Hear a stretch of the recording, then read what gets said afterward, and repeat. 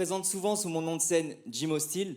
Je suis danseur professionnel et j'ai le privilège de voyager dans le monde pour partager et vivre de ma passion, la danse. Mais aujourd'hui, c'est de Jim que je voudrais vous parler. Je suis monté des centaines de fois sur scène, mais là, c'est différent. Je vais vous raconter une partie de mon histoire qui n'a jamais été mise sous l'effet des projecteurs. Et généralement, quand je monte sur scène, c'est pour m'exprimer avec mon corps. Donc, si je trouve pas les mots, peut-être que je trouverai les moves. T'as kiffé? Et je souhaiterais m'adresser via ce talk à ceux qui ont des rêves d'enfants enfouis en eux. Que l'on refoule dès la puberté car on a peur de se sentir différent. Ces mêmes rêves que l'on tente d'oublier quand on rentre dans la vie active, parce qu'on n'a plus de place ou de temps pour rêver. Et je sais que parfois dans la vie, on se sent seul. On a l'impression que le monde entier nous en veut. On n'arrive plus à avancer, ni prendre une décision. On enchaîne les mauvaises journées en espérant que demain sera meilleur. Et peut-être que parmi nous ou en train de nous regarder, il y a cette personne, bloquée dans un moment de sa vie comme je l'ai été, où l'on se sent seul avec ses doutes. Vous savez, ce sentiment quand on a le moral au plus bas, on ne sait plus quoi faire, et quoi que l'on fasse, on se dit « à quoi bon, j'y arriverai pas, c'est pas pour moi ».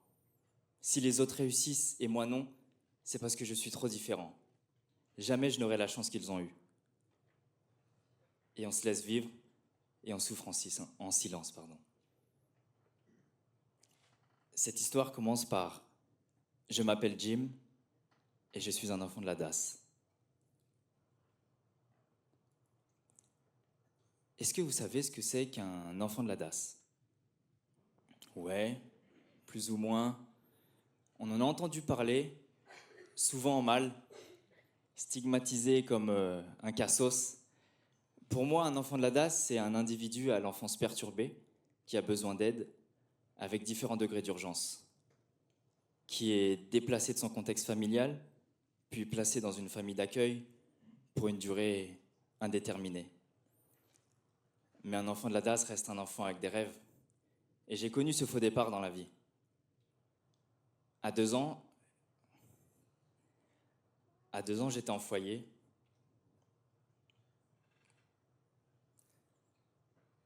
Puis j'étais placé dans une famille d'accueil. Je sais ce que vous vous dites. À 2 ans, on ne se souvient pas, ou on a des vagues représentations, ou des images de ce qui nous entoure.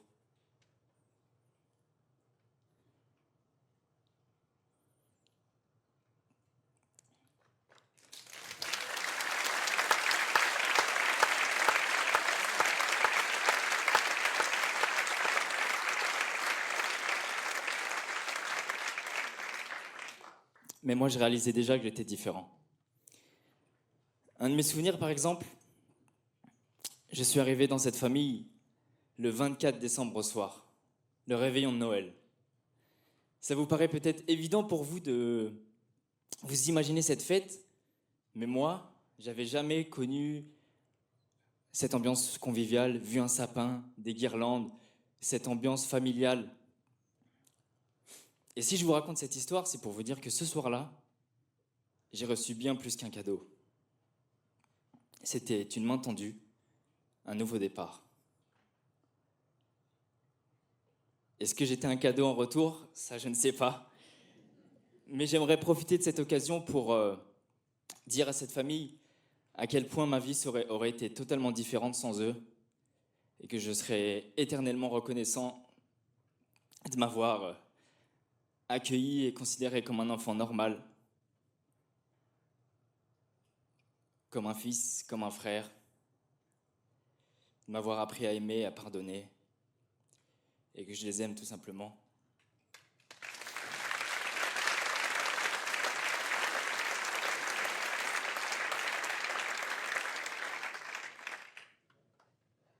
Un autre souvenir, septembre. C'est la rentrée scolaire pour des milliers d'enfants. Et ce soir, on est un peu comme une famille, donc je voulais vous faire une petite confidence. Quand le professeur demandait quel métier on voulait faire plus tard, je répondais que je voulais être dresseur Pokémon. Je suis pas le seul, ça me rassure. Mais j'ai très vite lâché l'affaire avec ce projet parce que pour moi, septembre marquait la visite au tribunal pour enfants où on devait dire ce que nous apportait psychologiquement cette famille, nos motivations à rester et même parfois nos projets. J'ai donc raté plusieurs rentrées scolaires de mon plus jeune âge à ma majorité parce que je devais faire cette visite dans le cadre de ma protection. Et d'ailleurs, le terme protection de l'enfance, pour moi, il est inapproprié parce qu'on ne protège pas les enfants directement. Du moins, on ne trouve pas de solution pour eux. On est des dossiers placés dans des mains de bureaucrates ou autres éducateurs spécialisés qui s'enchaînent et connaissent parfois même pas notre nom. Histoire vraie. Et ce qui est dommage dans tout ça, c'est que des millions d'euros sont investis dans l'aide sociale à l'enfance chaque année pour au final aucune garantie de réussite. Ce que je veux dire, c'est que l'argent n'est pas une solution, du moins il ne contribue pas à la construction d'un enfant. À votre avis, de quoi avons-nous besoin quand on vient de la DAS? Deux choses. D'une stabilité affective et d'un cadre familial aimant. Vous êtes d'accord avec ça? Pourtant, ce qui m'avait choqué, c'était qu'on avait interdit à ma famille de s'attacher aux enfants confiés. On lui a même reproché d'être plus professionnel et de donner moins d'amour. Dans ces cas-là, qu'on change le terme famille d'accueil. Parce qu'on pourra trouver des centaines de définitions, mais pour moi, une famille se résume à trois choses. Des liens d'amour, de confiance et de partage. J'ai grandi dans cette famille diversifiée où je compte aujourd'hui 4 frères et 5 sœurs âgés de 25 à 52 ans. Et j'ai grandi avec une norme, l'unité dans la différence. Et grâce à cette famille, j'ai pu trouver cette stabilité et me tourner vers un sport pour trouver ma voie, la danse hip-hop. Très tôt, le sport est rentré dans ma vie et je pense que ça dépasse l'apprentissage d'une activité physique. Ça véhicule des valeurs positives qui ont joué un rôle important dans ma construction. J'ai intégré le groupe 9 Impact. On a été champion de France 2 fois, en 2011 et 2014. La première fois, c'était à Orléans.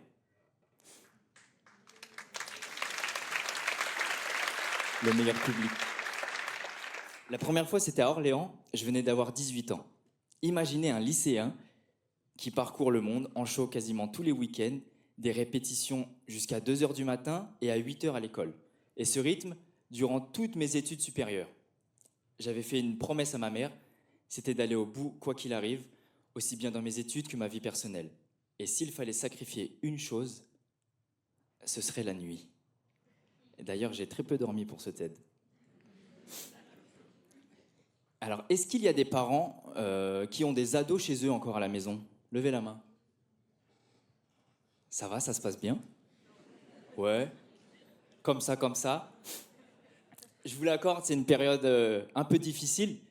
Mais pour être honnête avec vous, moi, ça s'est plutôt bien passé. Enfin, je pense que j'étais pas trop difficile à gérer.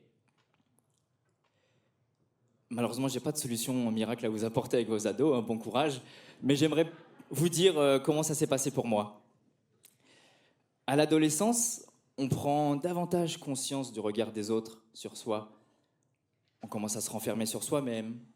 On perd confiance. On devient méfiant. Aujourd'hui, c'est devenu une force. Je suis hostile. C'est le nom de mon tout premier groupe de danse, Hostile Crew, qui est devenu par la suite mon nom de scène, Jim Hostile, pour faire un clin d'œil à mes années d'apprentissage de mon formateur bac. Et le mot hostile, je trouve qu'il définit très bien mon caractère dans la vraie vie. Alors, hostile dans le sens où je suis obligé de faire à ma manière.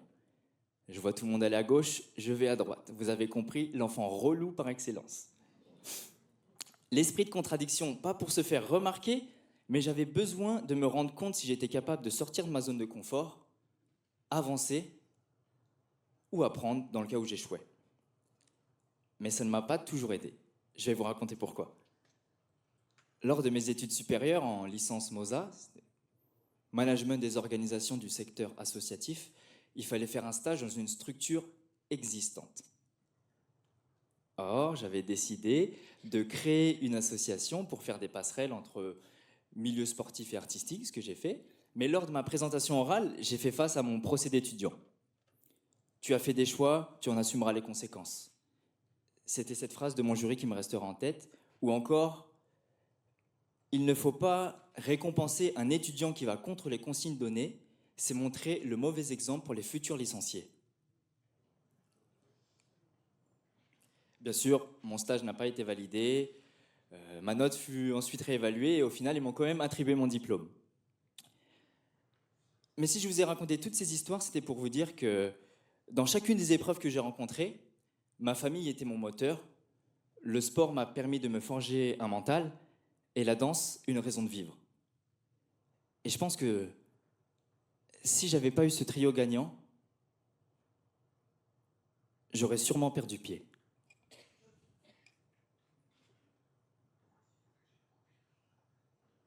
Et quand on perd pied, il nous reste les mains pour trouver cet équilibre.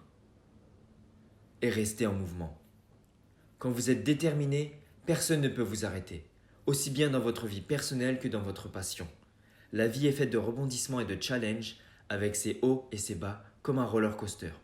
Parfois on rate, parfois on réussit, l'un ne va jamais sans l'autre. Être passionné permet de s'imposer une rigueur, le respect de soi et des autres, appartenir à une communauté et évoluer ensemble, s'émanciper et relâcher la pression, oublier les tracas de la vie. Cette vie est un don, parfois si courte, donc allez-y à fond sans rien regretter. Le temps est ce que l'on a de plus précieux à offrir. Prenez du temps pour apprendre à vous connaître, vous redécouvrir. Trouvez votre direction en faisant vos propres expériences. Le sport m'a appris à être en constante remise en question. Soyez ce sportif de haut niveau qui veut toujours pousser ses performances. Soyez à la recherche de vos limites. Étonnez-vous. Développez-vous personnellement. Devenez autonome. Investissez dans vos compétences pour réaliser tous vos projets. Peu importe le milieu dans lequel on évolue, il y a un facteur de chance, talent, relationnel, mais surtout de travail. Le travail amène la perfection. Comprenez le process de réussite. Sautez dans la spirale du travail. Soyez passionné par ce que vous entreprenez. Vous n'aurez plus jamais l'impression de travailler. Respirez chaque jour pour vivre et vivez un maximum de moments à couper le souffle.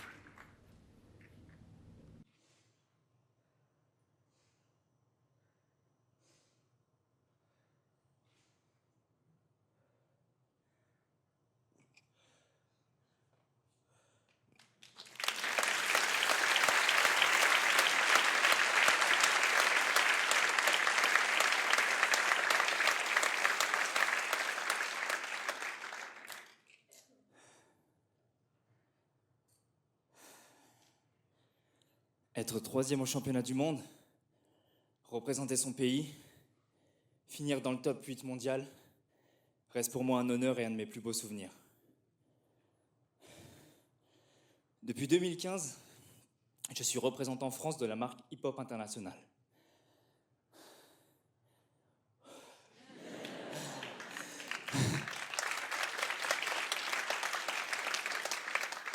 Je fais partie d'un réseau de 50 licenciés qui organise annuellement le championnat national.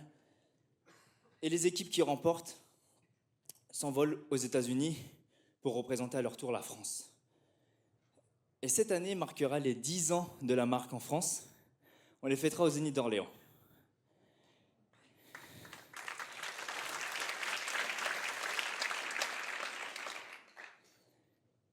Si je devais vous donner un conseil, si vous devriez retenir une seule chose de ce message, j'aimerais vous dire que votre futur ne dépend pas de votre passé. Vous pouvez devenir qui vous voulez être.